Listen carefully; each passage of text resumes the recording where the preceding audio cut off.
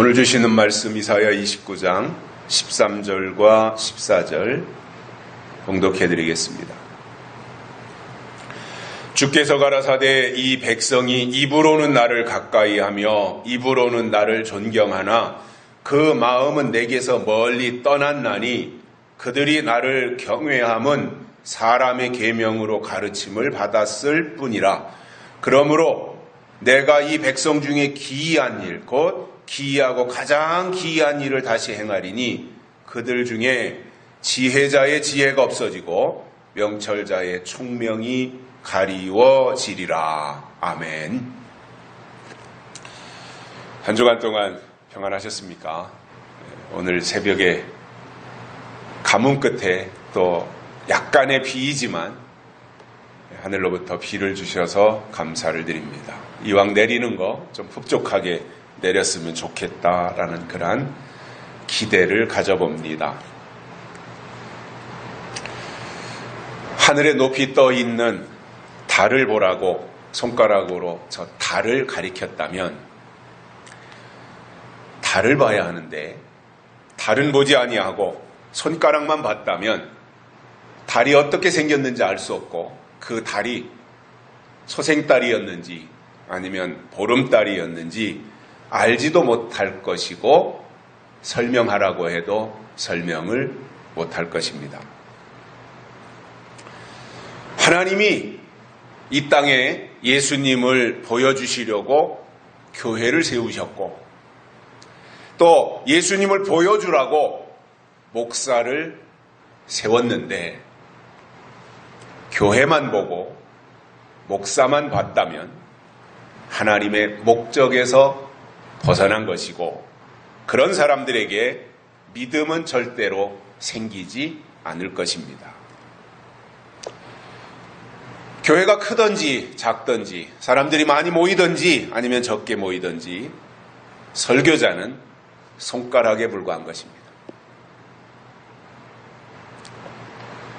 그래서 그 설교자가 손가락으로 가리키는 곳이 어디인지 그곳을 볼 수 있어야 됩니다. 물론 설교자가 정확하게 바라보아야 될 곳이 어디인지를 알고 있어야 한다고 하는 것을 전제하고 하는 말입니다.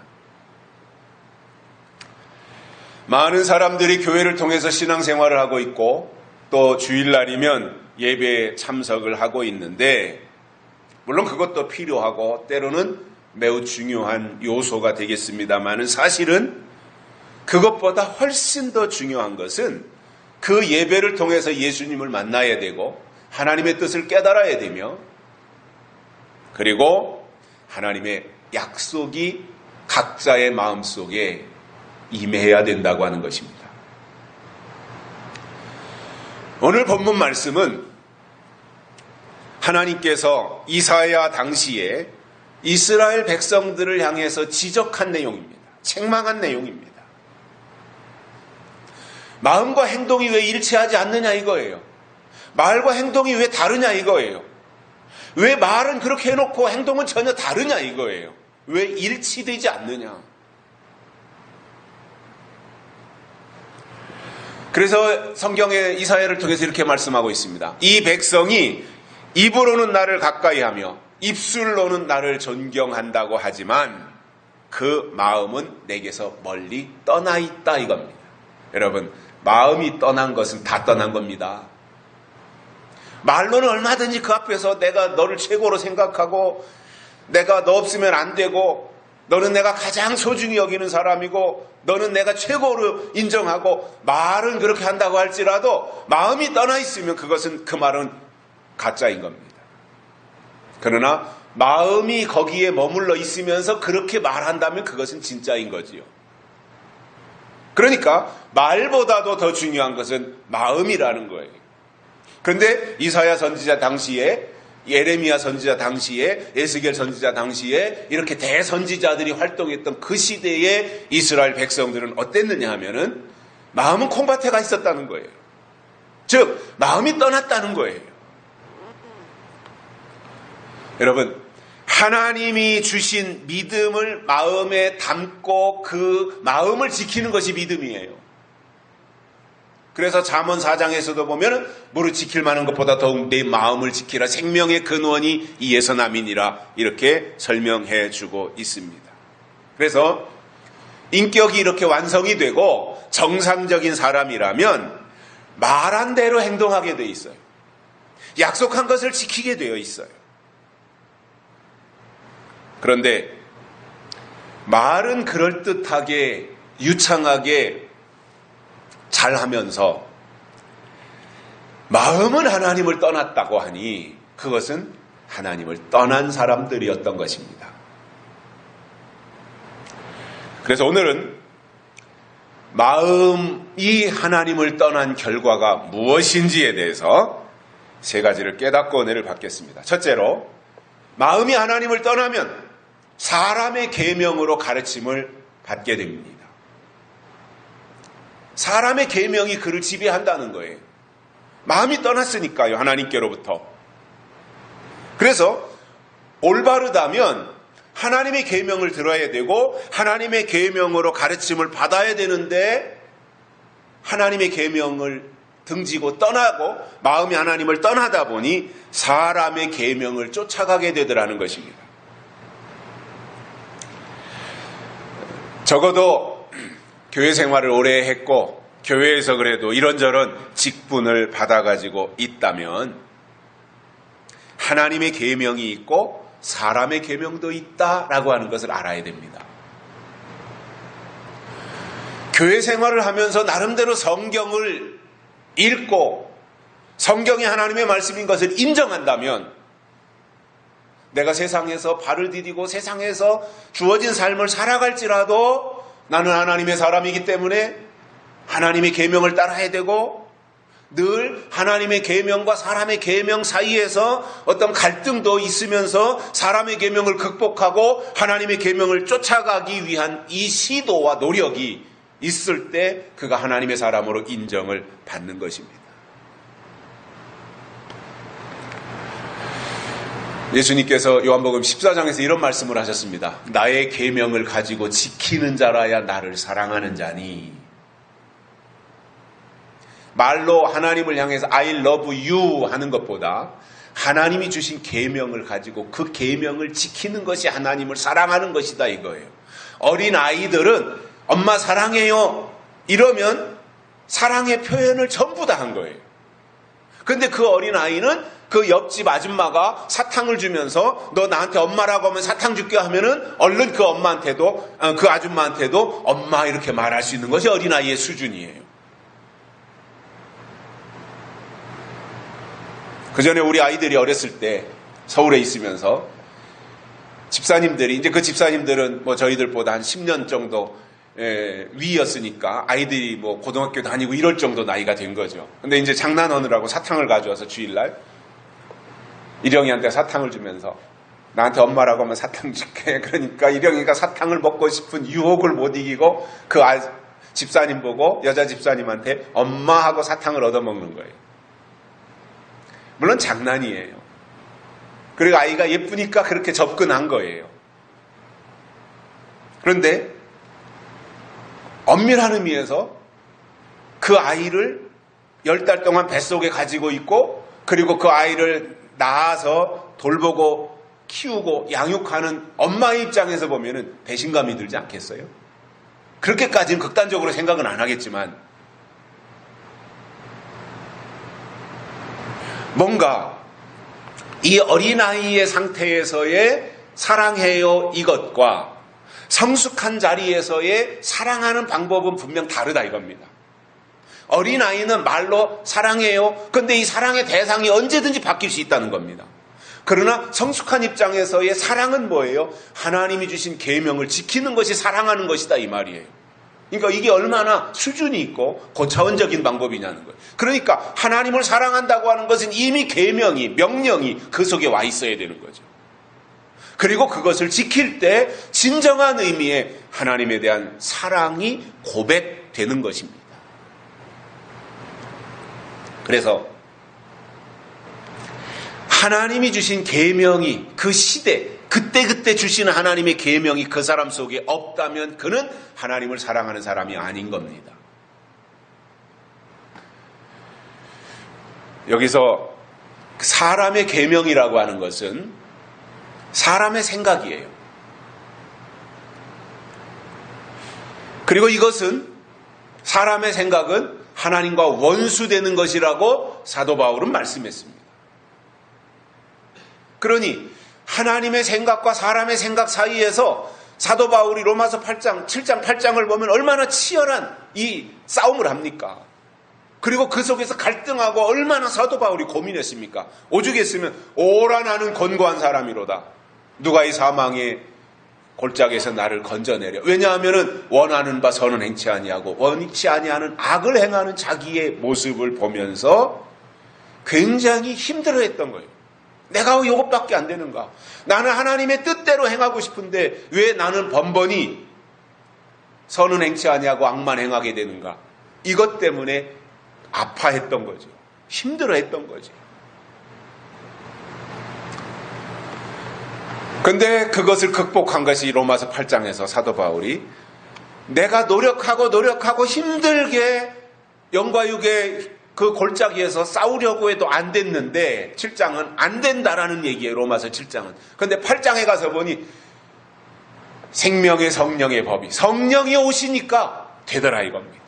그래서 사람으로는 안 되는데 성령이 오시니까 성령으로는 되더라. 이것을 사도 바울이 고백하면서 육신의 생각과 성령의 생각 사이에서 승리하는 길은 하나님의 영이 오셔야 된다라는 것을 고백했던 내용인 거지요. 이사야 선지자는 하나님이 주시지 않은 것을 임의로 말하는 것에 대해서 그것은 사람의 계명이다 이렇게 정리해 주셨고요. 에레미야 선지자는 사람의 계명을 쑥이라 그랬어요. 쑥. 에레미야 선지자는. 그리고 아모스 선지자는 인진이다 이렇게 말했어요. 인진이라는 말도 쑥이란 말이죠. 인진 쑥이라 그러잖아요. 사람의 생각이다 이겁니다. 요한계시록 8장에 보면 횃불같이 타는 큰 별이 땅에 떨어졌는데 떨어진 별의 이름이 쑥이었어요. 그리고 그 쑥이 물샘에 떨어짐으로 그 물이 쑥물이 되었고 그리고 그 물을 먹는 자, 쑥물을 먹는 자들이 죽게 되는 내용이 나옵니다. 그런데 바로 이 쑥이 뭐냐면 사람의 생각이다 이겁니다. 사람의 계명이에요. 하나님의 계명을 알려줘야 되는데 떨어진 별은 사람의 계명을 말하더라는 거예요. 여러분 오늘 이 시대 교회들을 유심히 보셔야 됩니다. 과연 교회가 하나님의 계명을 말하고 있는가? 사람의 계명을 말하고 있는가? 말로는 하나님을 말할 수 있어요. 말로는 예수님을 말할 수 있어요. 얼마든지 그렇게 표현할 수 있어요. 그러나 그 마음속에 정말 하나님이 이 시대에 주신 하나님의 계명, 하나님의 명령이 있는가? 이것을 볼 수 있는 능력을 갖춰야 됩니다. 그래야 우리가 미혹당하지 아니하고 승리하는 신앙생활을 할 수 있기 때문입니다. 그래서 계명이라고 하는 것은 지켜야 될 명령이에요. 그런데 우리가 이 성경을 통해서 보면 그 시대마다 하나님 주신 명령들이 있잖아요. 구약에서는 율법을 하나님이 명령으로 주셨고 또 신약에서는 예수님이 이 땅에 오셔서 새 계명을 너희에게 주노니 이렇게 말씀하셔요. 그러니까 구약과는 다른 새로운 계명을 주신다 이거예요. 그래서 서로 사랑하라. 내 이웃을 내 몸과 같이 사랑하라. 위로 하나님을 사랑하고 아래로 이웃을 사랑해야 된다라고 하는 이 구약의 율법, 구약에서 율법이 계명으로 주셨었다면 신약에 와서는 그 모든 구약의 율법을 예수님이 다 오셔서 이제 폐하시고 완성하시고 그리고 새로운 계명을 주신 거예요. 그래서 신약에서 예수님이 오신 이후로는 율법의 계명이 아니라 예수님이 주신 새 계명이었던 거예요. 그러니까 그때부터는 새로운 계명을 지켜 나가야 되는 것이고 영적인 신앙생활을 한다. 하나님의 인도하심을 따라가는 신앙생활을 한다고 하는 것은 그때마다 주신 하나님의 계명이 무엇인지 그 속에 간직하고 있다고 하는 의미가 되고 그래야 하나님이 보실 때 그가 성숙한 신앙으로 인정을 받는 것입니다. 계명이 있어야 되고 명령이 있어야 된다는 거예요. 자, 그렇다면 구약에도 주신 명령이 있었고 신약에서도 주신 명령이 있었다면 이제 예수님이 이 땅에 다시 오실 시간이 가까워지면 그때도 하나님이 주시는 우리가 지켜야 될 명령을 주시지 않겠냐는 거예요. 근데 많은 사람들이 지나간 것을 붙잡고 지나간 것을 명령이라고 생각하고 그것을 익숙하게 잘하면서 새로 주시겠다고 하신 하나님의 명령에 대해서는 기대나 관심을 가지지 않고 있다고 하는 것이 이 시대의 문제인 것입니다. 그래서 이 시대에 하나님이 주신 계명은 계시록에서 예언의 말씀이다 이렇게 말씀하고 있어요. 그래서 우리가 지켜야 될 명령은 예언의 말씀인 거예요. 계시록 전체가 이 시대에 우리가 지켜야 될 명령인 거예요. 계명인 거예요. 그러니까 이것은 어찌 보면 새로 주신 계명은 과거에 있었던 계명보다 우리가 더 먼저 지켜야 될 계명이다 이겁니다. 더 중요한 것이다 이거예요. 세상도 우리가 살다 보면 법이 바뀌잖아요. 법이. 그러니까 법이 바뀐다고 하는 것은 뭐예요? 사실은 더 강화되는 거예요. 옛날에는 경범죄라는 것이 없었어요. 길을 가다가 담배 피우는 사람이 담배 꽁초를 버린다. 가벼운 범죄라는 거죠. 경범죄. 침을 뱉는다. 이런 것들이 옛날에는 법 자체가 없었으니까 범죄가 성립되지 않았던 거예요. 그러나 사회가 발전하고 또 뭔가 이렇게 청결해져야 되고 다른 사람을 의식하며 살아야 되고 하기 때문에 각자가 개인이 최소한도로 사소한 것까지라도 지켜야 되는 법의 규정을 만든 것이 경범죄 조항들이잖아요. 과거는 없었으니까 안 지켜도 돼요. 그런데 생겨났으니까 지켜야 되는 거예요. 누가 안 봤으면 시청 공무원들이 안 보고 누군가가 사진을 찍어서 파파라치인가 이런 사람들이 이 사람 가다가 담배꽁초 버렸다. 이것을 고발을 안 하면은 범죄가 입증이 안 되니까, 성립이 안 되니까 입증할 방법이 없는 건데, 만약에 누군가가 대기하고 있다가 그것을 보고 고발을 했다면 그것은 벌금을 물어야 되는 거잖아요. 운전하는 사람들이 옛날에 도로가 포장되지 않고 비포장 도로에 띄엄띄엄 차가 다닐 때 운전 법규라는 것 자체가 의미가 없죠. 뭐 몇 개 있지도 않았겠죠. 그런데 비포장도로 다닐 때는 중앙선도 없으니까 중앙선 침범도 없었을 것이고 차선이 없었으니까 차선 위반도 없었을 것이고 속도를 내지 않으니까 비포장도로에서 어떻게 속도를 낼 수 있으니까 과속, 속도 위반 이런 것이 없었을 거예요. 그런데 이제 도로가 좋아지고 이러면서 군데군데 카메라도 생기고 요즘에는 감시하는 이 카메라들이 얼마나 많이 있어요. CCTV도 많이 있고. 그러면서 이제 강화되니까 점점 우리가 지켜야 될 내용들이 많아지는 거다 그거예요.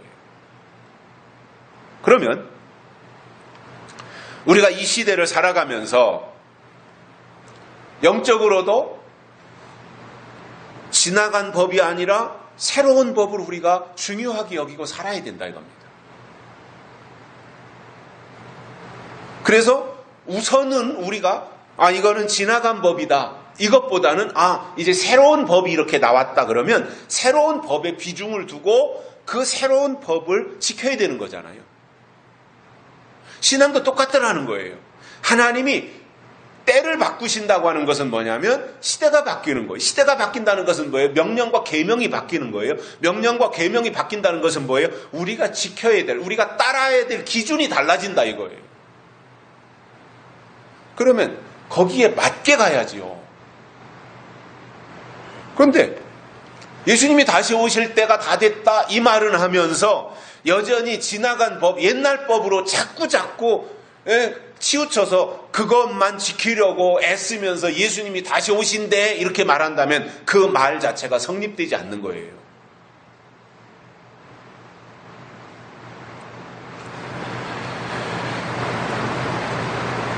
지금 우리가 지켜야 될 하나님의 계명은 예언의 말씀인 거고요. 그래서 하나님의 사람들이 중요하게 생각해야 될 것은 하나님의 계명인데 오늘 이 시대에 많은 사람들이 땅의 것을 위해 믿고 있는 그 대다수의 사람들이 사람의 계명으로 가르침을 받고 있다 보니까 그들 속에 신령한 것은 존재하지 않는다는 겁니다. 하나님의 것이 있어야 신령해지는데 땅의 것, 사람의 것만 있는데 어떻게 그 속에 신령이 있을 수 있겠냐는 거예요. 히브리 민족이 모세를 쫓아서 드디어 출애굽을 하고 홍해를 건너서 광야에 나왔습니다. 물론 순간순간 어려운 과정은 있었지만 일단 이제 광야로 나오니까 아직 갈 길은 남아있지만 가나안 땅까지 가야 되니까 지금 광야에 있으니 갈 길은 남아있지만 그래도 이제 애굽 종의 신분에서 광야로 나왔으니 뭔가 그래도 안도의 한숨을 쉬면서 나름대로 이제 이렇게 기대와 희망을 가질 수 있는 자리까지 나왔습니다. 그렇다면 광야에서 주시는 명령을 따라가면서 광야에서 하나님이 주시는 대표적인 만나를 양식으로 먹어야 하는데 광야의 이스라엘 백성들 광야 생활을 조금 몇 주 하고 나서 그들이 보여준 태도를 보면 어처구니없게도 애굽에서 먹었던 부추와 마늘을 그리워한 것을 알 수 있습니다.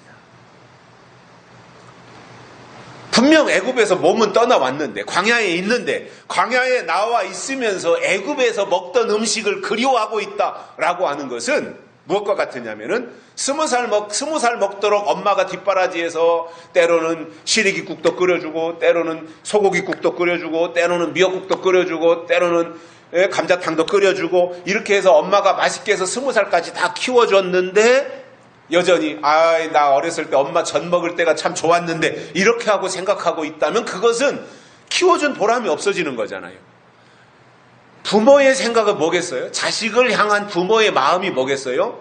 맨날 어린아이의 상태로 머물러 있으라는 것이 아니라 점점점 성장하고 발전해서 이 세상을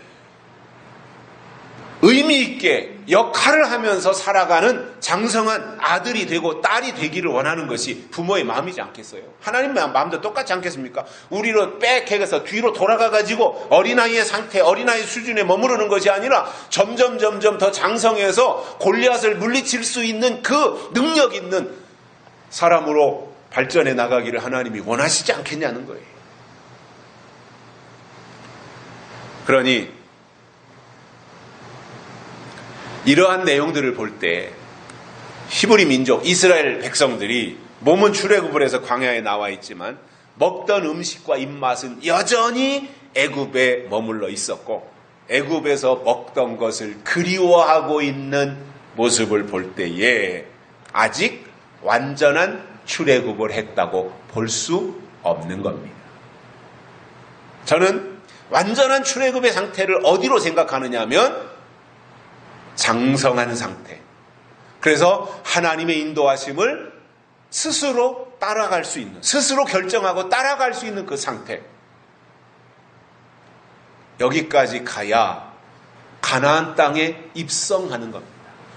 여러분, 어린아이의 수준으로 어떻게 가나안 땅에 들어가요?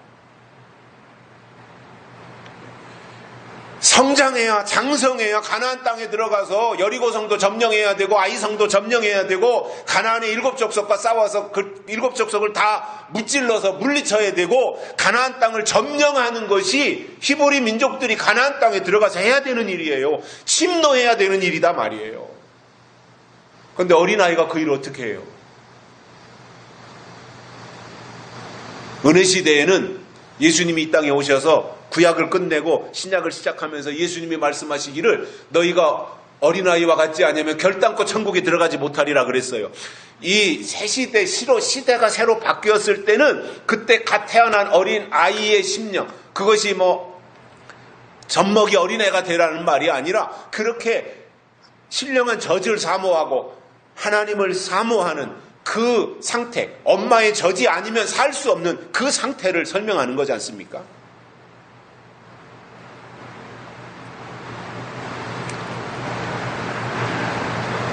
그러니 애굽의 것을 그리워하고 있는 그러한 사람들에게 하나님의 계명을 말한다고 그들이 계명을 듣겠어요? 또 계명에다가 그들이 비중을 둘 수 있겠냐 말이에요. 그러다 보니 하나님의 계명은 뒷전이고 사람의 계명을 따라갈 수밖에 없는 거예요. 여러분, 옛 것과 새 것은 동시에 공존할 수 없습니다. 옛 것과 새 것이 어떻게 공존합니까? 그것은 같이 공존할 수 없습니다. 새 것이 나오는 순간 그동안에 있었던 것은 옛 것이 되는 거예요. 자, 특히 인간의 마음이라고 하는 것이 그렇습니다. 새 것이 내 마음에 들어오는 순간 옛 것은 빠져나가는 게 정상이에요. 옛 것과 새 것을 동시에 내가 가지고 있을 수가 없는 거예요. 하늘의 것과 땅의 것을 같이 가질 수 없어요. 하나님의 계획과 사람의 계획을 동시에 내 안에 비중을 두고 가질 수 없는 거예요. 그런데 옛 것의 비중을 가지고 있다면 그는 절대로 새 것을 받아들이지 않는 겁니다. 이들이 바로 바리새인인 거예요. 이로 인해서 하나님은 기이하고 매우 기이한 일을 다시 그들을 위해서 행하시겠다 이렇게 말씀하시는 겁니다. 여러분, 우리가 신앙생활을 하는 데 있어서 1순위로 중요한 것은 하나님의 뜻입니다. 다른 어떤 것보다도 하나님의 뜻이 우리에게는 1순위인 겁니다. 첫 번째인 겁니다. 그리고 그 사람 속에 하나님의 뜻이 있다면 당연히 그 뜻을 통해서 우리에게 전달해 주신 하나님의 계명으로 가르침을 받게 돼 있는 겁니다. 그런데 하나님의 뜻이 없다면 계명이 없는 것이고 그는 하나님의 사람이 아니라는 말이기 때문에 그에게는 거룩한 것은 없고 땅의 것 그리고 사람의 계명만 자리 잡고 있을 뿐입니다. 여러분, 사람의 계명이 그 영혼을 구원할 수 있습니까? 땅의 것을 가지고 그 영혼을 살릴 수 있습니까? 하나님의 계명만이 우리를 하나님께로 인도하신다는 겁니다. 두 번째로는 하나님을 떠나면 지혜자의 지혜도 없어진다라는 겁니다.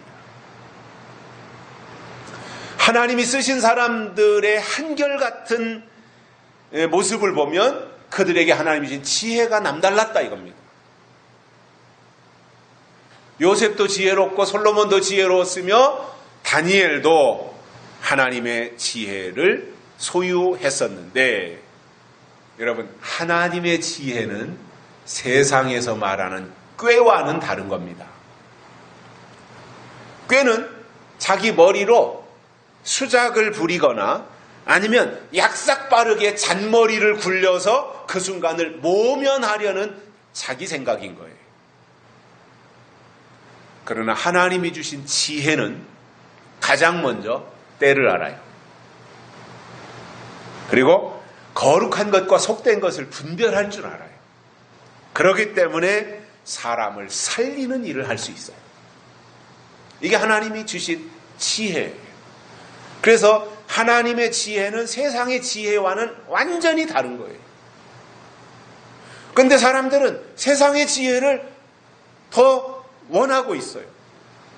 하나님의 지혜는 별로 그렇게 소중하게 생각하지 않는다는 거예요. 마태복음 24장에 보면은 예수님이 이런 말씀을 하셨습니다. 충성되고 지혜 있는 종이 되어서 그 집 사람을 맡아 그 주인으로부터 그 집 사람을 맡아서 때를 따라 양식을 나누어주는 종이 복이 있다 이렇게 설명하셨습니다. 다시 말하면 때를 알고 그 때에 맞는 양식을 제공할 수 있는 종이라야 지혜로운 종이다 이겁니다. 우리가 잘 알고 있는 요셉이 지혜가 없어서 미련해가지고 형들에게 미움을 당한 것이 아니잖아요. 바보라서 감옥에 들어간 것이 아니잖아요. 인간적으로 요셉이 자기 몸 하나, 자기 일신 편하고 형들과 사이좋게 지내려고 했다면 요셉이 얼마든지 그렇게 할 수 있지 않겠습니까? 형들 비 맞추면서, 형들 심부름하면서, 형들 앞에서 뭔가 예쁜 짓도 하고 재롱도 부리면서 얼마든지 그렇게 할 수 있지 않겠습니까? 그러나 하나님의 계획 속에 요셉을 쓰시려는 생각이 들어있었기 때문에 하나님이 당분간 요셉을 낮추시는 과정으로 들어갔던 겁니다. 그러다가 하나님이 요셉을 들어서 쓰실 때가 되니까 요셉의 지혜가 빛나기 시작했어요. 형들에게 미움을 살 때도 요셉은 꿈돌이였고 감옥에 들어갔어도 요셉은 꿈의 사람이었어요. 그래서 형들과 같이 아버지 야곱의 집에 있을 때는 꿈을 꾸는 사람이었다면 그 꿈꾸는 요셉이 감옥에 들어가서는 꿈을 해몽하는 사람으로 발전했던 겁니다. 즉 요셉은 꿈의 사람이었던 겁니다. 다시 말하면 예언의 사람이었다 이겁니다. 요셉에게 중요한 것은 하나님이신 신령한 꿈이었어요. 다시 말하면 요셉이 중요하게 생각한 것은 하나님의 예언의 말씀을 가장 중요하고 소중하게 생각하고 살았다는 겁니다. 그 요셉의 일대기가 이제 새로운 전환점을 맞이하면서 요셉을 쓰실 때가 되니까 요셉의 지혜가 드디어 서서히 빛나기 시작했고 왕이 꿈을 꾸고 잃어버린 그 꿈을 되찾아주는 역할까지 하게 됐던 것이고 꿈을 찾을 뿐만 아니라 그 꿈에 대한 해석까지 정확하게 해준 결과 애굽의 총리가 됐던 겁니다. 우리에게 중요한 것은 하나님이 그 시대마다 주시는 하나님의 지혜가 있어야 되고 그 지혜를 통하여서 하나님의 일을 감당해야 되는데 그렇기 위해서는 하늘의 지혜가 임해야 되고 그리고 하나님이 주시는 그 지혜가 있어야만이 사람을 살리는 역할을 하게 된다는 겁니다. 다니엘이라는 사람도 보면은 박수와 술객들 가운데서 10배나 더 지혜로웠다 그랬어요. 다니엘은. 그 당시에 바벨론에 있던 박수와 술객들보다 10배나 더 지혜로웠어요. 이러한 다니엘이, 이렇게 10배나 더 지혜로운 다니엘이 다니엘을 잡으려고 금신상을 숭배하는 법을 만들어서 기도하지 못하게 한 것이 지금 다니엘의 발목을 잡으려고 한다고 하는 것을 다니엘이 모르겠습니까? 뻔히 알잖아요. 아, 이거는 누구를 잡으려고 만든 법이구나. 이거 알잖아요.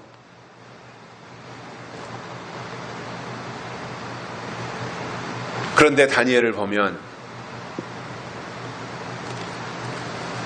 기도하면 사자굴에 들어간다고 하는 것을 뻔히 알면서도 그리고 자기 주변에 지금 많은 사람들이 자기를 감시하고 있다고 하는 것을 알고 있지만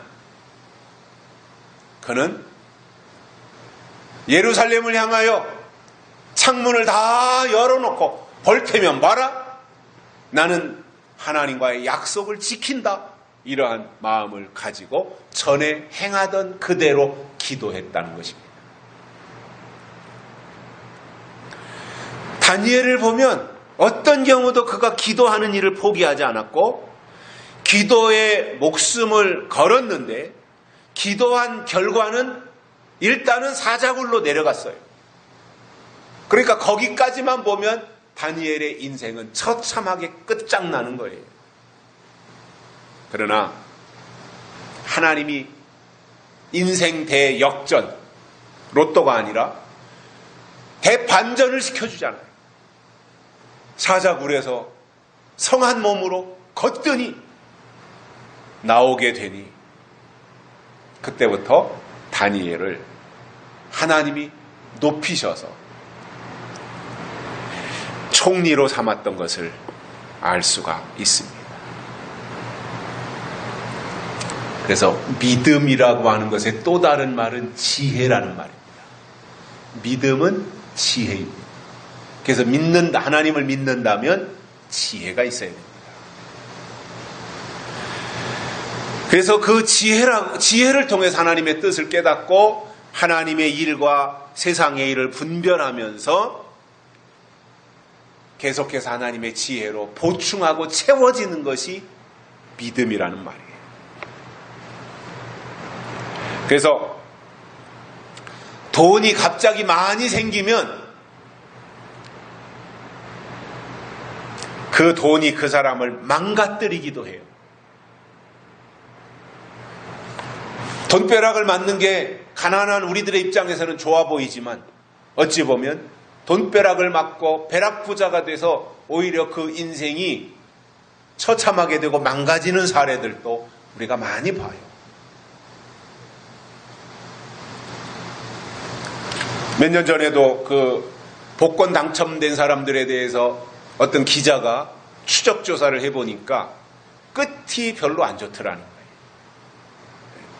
이 벼락부자가 되고 나니까 끝이 안 좋아요. 몇 사람은 물론 제가 직접 들은 이야기도 보면 어떤 사람은 로또 1등에 여러 명이 당첨이 돼서 한 10억씩인가 받았는데 그 친구는 대단한 것이 뭐냐면 자기 형제들 가난한 힘들게 살아가는 형제들 가게 하나씩 만들어주고 식당 만들어주고 자기 친구들 중에서 어렵게 사는 사람들 이렇게 해먹고 살 수 있도록 돈을 그렇게 좋은 일에 쓴 사람도 있긴 있더라고요. 그런 사람들이야 물론 다 없었던 심치고 돈을 다 선한 일에 베풀었으니까 별 문제가 없겠지만 이렇게 막 갑자기 벼락 맞은 사람들 있잖아요. 그런 사람들은 오히려 끝이 별로 좋지 않더라 이러한 통계가 나와 있는 것도 볼 수 있는데 그래서 갑자기 돈이 많이 생기면 그 사람을 그 돈이 망가뜨리는 경우도 있지만 그러나 지혜와 총명이라고 하는 것은 아무리 많이 내가 가지고 있다고 할지라도 사람을 망가뜨리지 않고 오히려 돋보이게 만들고 빛나게 만드는 것이 하나님의 지혜라는 사실이에요. 우리가 잘 알고 있다시피 마태복음 25장에 나오는 열 처녀의 비유를 보면 5은 슬기 있는 종이었고 5은 미련한 종이었어요. 그런데 이 미련한 5 처녀와 슬기로운 5 처녀의 공통점을 보면 그 10명이잖아요. 10명의 공통점이 뭐였냐면은 한 손에는 등불을 들고 있었어요. 이게 공통점. 10명 모두 한 손에는 등불이 있었어요. 즉 예수님을 믿었고 예수님이 오시기를 기다리는 데는 10명이 다 똑같이 등불을 가지고 있었다는 말입니다. 그런데 예수님이 신랑을 오실 때 그 예수님을 맞이하는 것이 등불만 가지고 맞이했다면 10명이 다 맞이했어야 돼요. 다시 말하면 이 등불을 가지고 있다고 해서 신랑을 맞이하는 것은 아니다라고 하는 것이 미련한 5 처녀를 통해서 우리에게 주시는 교훈이더라는 거예요. 다시 말하면 기다린다고 해서 맞이하는 것이 아니다. 기다리는 것은 기다리는 것까지가 한계라는 거예요. 그래서 등불은 뭐예요? 기다리는 역할이라는 거예요. 그런데 10 처녀의 차이점이 있어요. 그 차이점이 뭐냐면 슬기로운 5 처녀의 다른 한 손에는 그릇에 기름을 들고 있었다. 미련한 5 처녀도 등잔은 들고 있었고 슬기로운 5 처녀도 등불은 들고 있었지만 슬기로운 5 처녀의 손에는 다른 한 손에는 그릇에 기름이 있었다 이겁니다.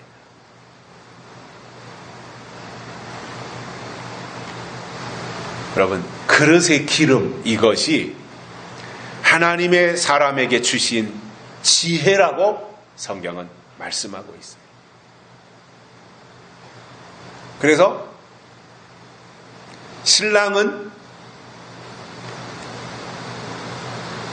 등불로 맞이한 것이 아니라 그릇에 가지고 온 기름을 꺼져가는 등불에 부으니까 다시 불이 밝아져서 신랑을 맞이했다 이거예요. 그러니까 그릇의 기름이 등불의 기름보다 훨씬 더 중요했다. 기다리는 것은 등불의 기름의 역할이었지만 맞이하는 것은 그릇의 기름의 역할이었다 이겁니다. 그릇의 기름을 가지고 있는 자들이 슬기로운 다섯 처녀들이었고 그들이 다시 신랑으로 오시는 예수님을 맞이했다는 거죠. 우리가 지금까지 어렵사리 믿음 생활을 해왔고 믿음으로 살고 있는데 끝자락에 와서 지혜가 사라진다면 불행한 일입니다. 기다렸는데 맞이하지 못한다면 불행한 일입니다. 기다리면 맞이하는 줄 알고 등불을 들고 열심히 기다리는 일에 최선을 다했는데 그날 가서 보니까 신랑과 상관이 없고 신랑을 맞이하지도 못하게 되는 이 상황을 오늘 이 시대의 교회나 믿는 자들이 모르고 있다는 겁니다. 왜 그렇습니까? 미련한 다섯 처녀라서 그런 겁니다.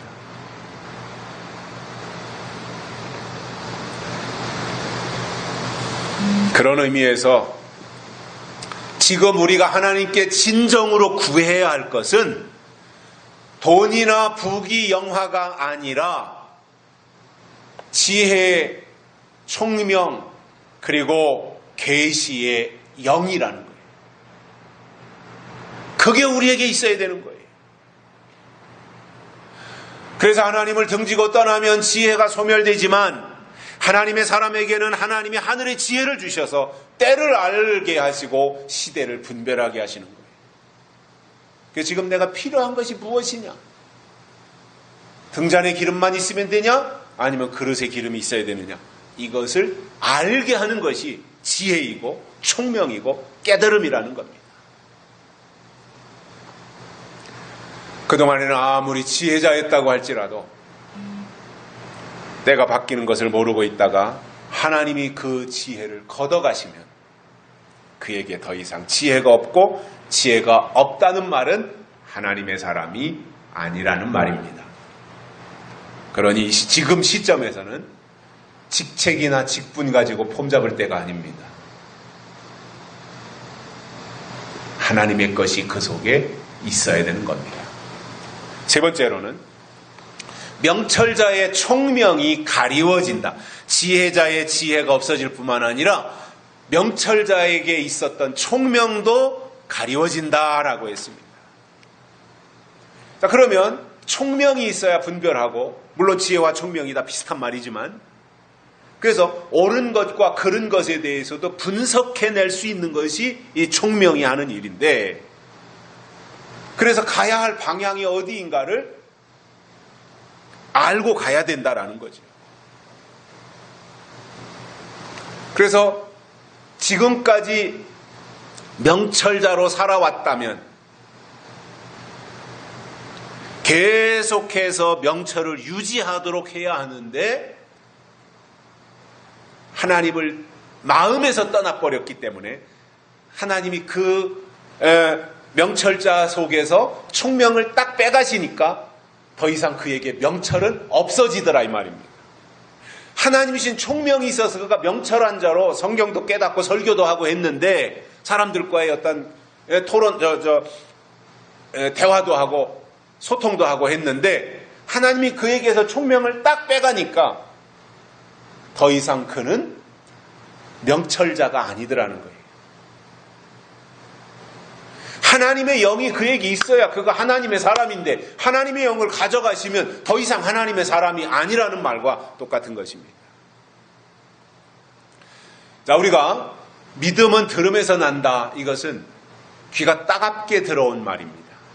믿음은 분명 들음에서 나기 때문에 듣는 기능이 무엇보다도 중요합니다. 그리고 듣는다고 하는 것은 역사적으로 과거의 사건들, 과거의 사실들을 듣는 것뿐만 아니라 하나님이 때를 따라 내려주시는 하실 일, 될 일, 그리고 약속의 말씀을 들어야 되는데, 그래야 그 사람 속에서 뭔가 이렇게 새로운 정보와 지식이 보충이 되고 채워진다라는 거예요. 옛 것만 붙잡고 있을 것이 아니라 옛 것은 지금까지 있었으니까 가지고 있고, 거기에 하나님의 새로운 것이 있다면 이제 새로운 것이 거기에 보충이 되어서 새로운 것 위주로 새로운 지식, 새로운 정보, 신지식, 이러한 것을 통해서 나아가는 것이 정상이고, 그래야 명철을, 총명을 유지할 수 있게 되는 겁니다. 그런데 바울이 디모데에게 말한 것도 보면 디모데후서 4장 3절 4절에 나오는 말씀인데, 때가 이르리니 사람이 바른 교훈을 받지 아니하며 귀가 가려워서 자기의 사욕을 쫓을 스승을 많이 두고 그 귀를 진리에서 돌이켜 허탄한 이야기를 쫓으리라, 이렇게 말씀했습니다. 저는 이 말씀이 지금 이 시대에도 그대로 해당되는 말씀이라고 확신합니다. 신앙인들이 바른 교훈을 외면하고 허탄한 이야기를 들으면서 진리에 대해서는 귀를 닫고 있더라 이겁니다. 정작 들어야 될 것에 대해서는 오히려 외면하고 있더라는 겁니다.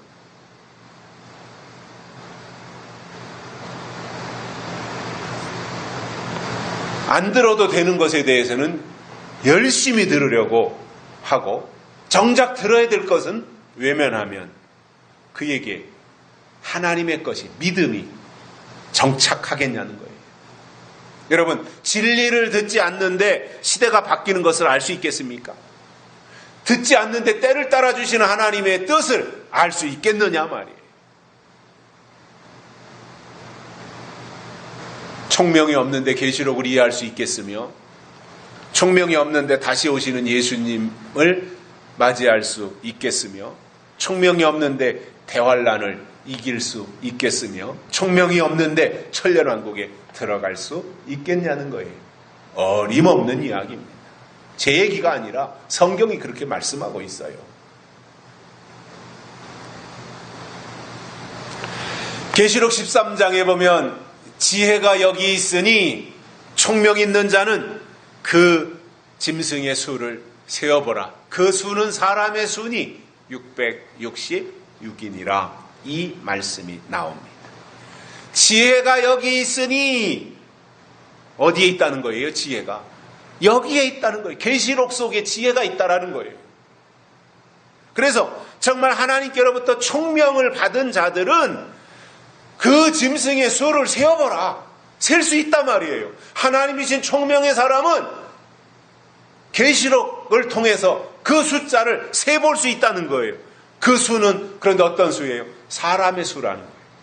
그리고 그 숫자의 합은 666이라는 거예요. 여기서 사람의 수라는 말은 사람들이 하나, 둘, 셋, 넷, 다섯, 여섯, 일곱, 여덟 이렇게 셀 수 있는 수다 그 말이에요. 사람의 수.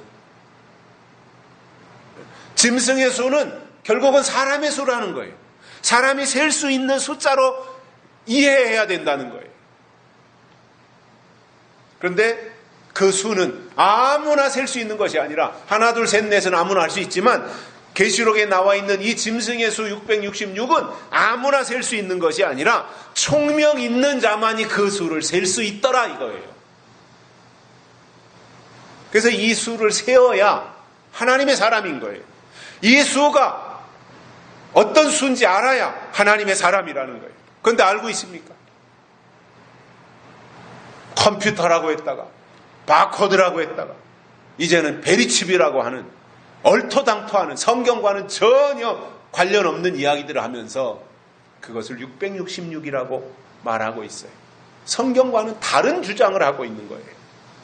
성경은 분명히 사람이 셀 수 있는 수라고 그랬어요.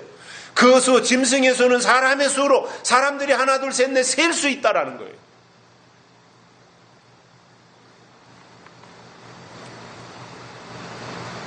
그런데 총명이 없다면 이 수를 셀 수 있어요? 총명이 없는데 666을 알 수 있어요? 지혜가 여기 있는데 여기가 어디인지 모른다면 총명도 없는 겁니다. 그렇게 되면 알 수 있는 게 아무것도 없어요. 하나님의 총명을 걷어가시면 그에게 남아있는 것은 아무것도 없는 거예요. 알 수 있는 게 아무것도 없는 거예요. 그러니까 지나간 것만 가지고 말하는 거예요. 그러한 사람들 속에 새로운 하나님에 대한 정보는 없는 겁니다. 우리에게 정말 중요한 것은 뭐예요? 하나님에 대한 새 정보예요. 하나님에 대한 새 지식이에요. 우리가 하나님을 알아가야 해요. 새로운 하나님을 알아가야 돼요. 하나님의 뜻이 무엇인지 파악하고 가야 돼요. 그래서 예수님이 이 땅에 때가 되면 다시 오시는데 다시 오시는 예수님이 언제 어디로 어떻게 오시는가 이런 것들에 대해서도 새로운 정보를 가져야 그것을 알 수 있지 않겠습니까? 물론 우리 능력으로 아는 것은 아니지만 그렇기 때문에 지혜와 총명을 받아야 되는 것이고요. 그래서 그것을 알아야 그것이 하나님 보실 때 믿음으로 인정하신다는 거예요. 근데 마지막 때가 되면서 사단의 최고의 전략 중 하나가 뭐냐면 명철과 총명을 발휘하지 못하도록 영적으로 어둡게 해서 무디게 만드는 거예요.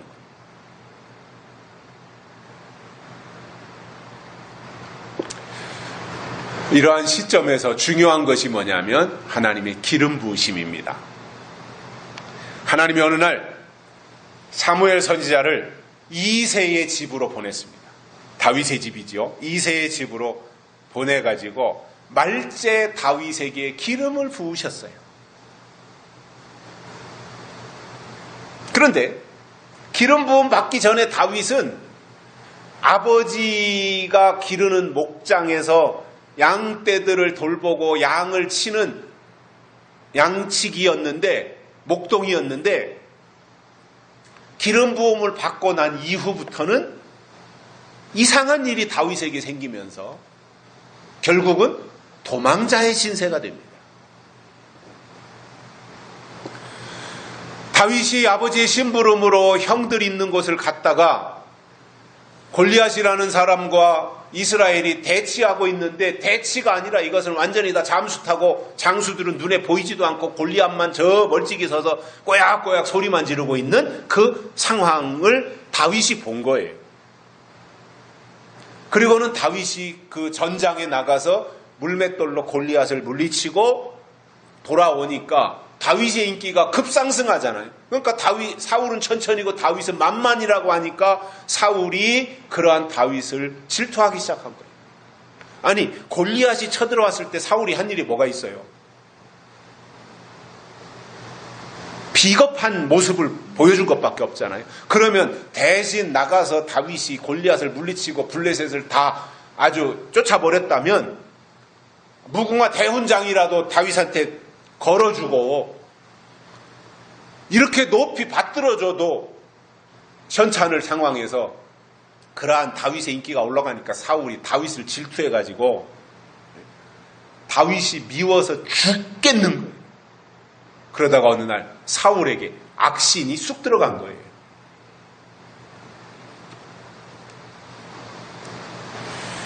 다윗은 목숨을 구걸하면서 그 당시까지만 해도 사울을 피해서 도망 다녔는데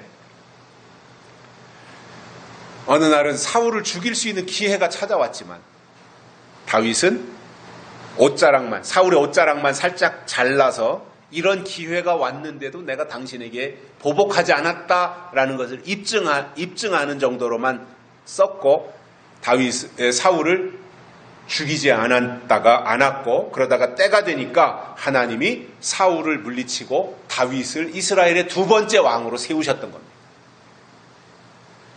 그래서 여러분 우리가 기름 부음을 받는다고 하는 것은 하나님 편에서 하나님이 주시는 지혜와 총명과 명철을 주시고 갑절의 영감을 주셔가지고 하나님의 일을 탁월하게 하나님의 정한 때에 이룰 수 있도록 모든 사람들 앞에서 때가 되면 탁월하게 세워주신다 이겁니다. 그렇다면 그동안 은혜 시대에 하나님의 일을 하면서 두각을 나타내지 못한 것에 대해서 아쉬워하거나 서운해할 필요는 없습니다. 왜냐하면 제가 확신하는 바는 대한민국은 욕단 족속입니다. 그래서 욕단 족속을 통해서 하나님이 남은 일을 이루시기 때문에 그 일을 위해서 하나님이 숨겨놓으신 자들은 은혜 시대에 두드러지지 않는다 이겁니다. 어느 순간까지 다윗이 도망자가 됐듯이 그러다가 마지막 하나님의 역사가 일어날 때가 되면 욕단 족속 중에서 하나님이 기름을 부으시고 그들 가운데서 하나님의 특별한 방법으로 하나님의 남은 일을 이루시는 일에 쓰실 겁니다. 저는 그 과정이 인치는 과정이다 이렇게 보고 있습니다. 사람은 끝이 좋아야 하듯이 신앙도 끝에 가서 좋아야 하는데 그동안은 과정 속에서 지금까지는 의미 있게 쓰임 받았는데 이 시점에 와서 황충이에게 사로잡혀가지고 총명을 하나님이 거둬가셔서 명철이 사라져버리는 이렇게 된다면 사울 왕이 끝에 가서 버림받은 거와 똑같아진다는 거죠. 그러나 반대로 그동안에는 별스럽지 않았고 존재감도 별로 없었는데 어느 순간 아둘람 굴의 다윗처럼 사람들이 아둘람 굴로 몰려들고 꾸역꾸역 거기로 모여들어가지고 그들이 34만 명이나 되는 사울의 군대를 다 무장해제시키고 그들이 다 12지파 34만 명이나 되는 사울의 군대가 다윗에게로 다 무기를 그대로 가지고 와서 항복하잖아요. 이게 하나님의 역사 아니에요? 그 아둘람 굴에 무슨 힘이 있어요? 거기에 무슨 재벌이 있어요? 거기에 무슨 유명한 박사가 있어요? 정치인이 있어요? 별스럽지 않았는데 때가 되어서 하나님이 하시려고 하니까 그렇게 사람들을 보내서 다윗으로 하여금 그동안 모든 고생한 것에 대한 보상을 하시고 사울을 꺾어내고 다윗을 세워주시는 왕으로 세워주시는 이 모든 결론이 하나님의 보상이다라는 겁니다. 결론으로 하나님을 떠나는 것은 마음에서 떠나면 다 떠난 겁니다. 믿음은 마음을 지키는 거예요. 하나님이 나에게 주신 이 마음, 하나님이 내 마음속에 담아주신 말씀과 약속과 성령 이런 것을 지키는 거예요. 그런데 하나님을 떠나는 것은 다 떠나는 것이고 그렇게 되면 제2의 탕자가 되어서 초라하게 되는 것이고 모든 것이 삭막해질 수밖에 없는 거죠. 하나님을 떠나면 집 떠난 탕자처럼 삭막해지는 겁니다. 아무런 의미가 없는 겁니다. 거기에 무슨 기쁨이 있어요? 거기에 무슨 행복이 있을 수 있습니까? 여러분, 하나님을 마음으로 떠나면 집 떠난 탕자와 같이 되는 겁니다. 그래서 지금도 마찬가지로 하나님의 약속과 하나님의 예언에서 떠나면 그 증거가 사람의 계명으로 가르침을 받고 지혜자의 지혜가 없어지며 명철자의 총명이 가리워진다고 하는 것을 아시고 하나님이 때를 따라 우리에게 내려주시는 약속의 말씀으로 하나님 안에서 살아가시기를 주의 이름으로 축복합니다. 기도하시겠습니다. 살아계신 하나님 감사합니다. 오늘 또 우리를 불러주시고 말씀을 주셨습니다. 이 말씀 이유가 되어서 우리가 하나님을 떠나지 아니하고 늘 하나님의 약속 안에 거하는 저희들 되도록 축복해 주옵소서. 다시 오실 예수님의 이름으로 간절히 기도드리옵나이다. 아멘. 277장 부르시면서 헌금 드리시겠습니다.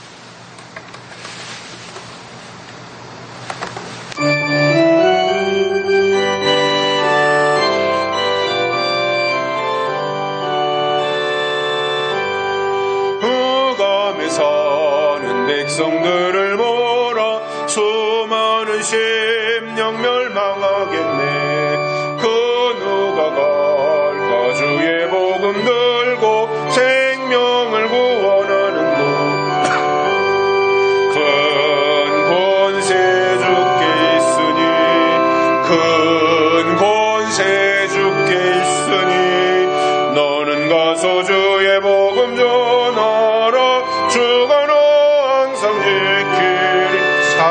하십니다.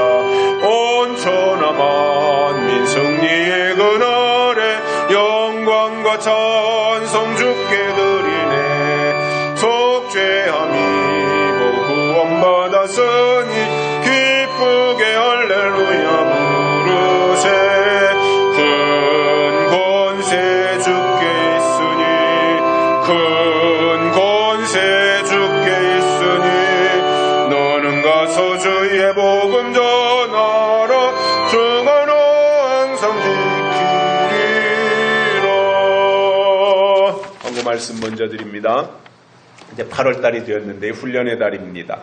새벽 시간에 신약 마가복음과 구약 스가랴를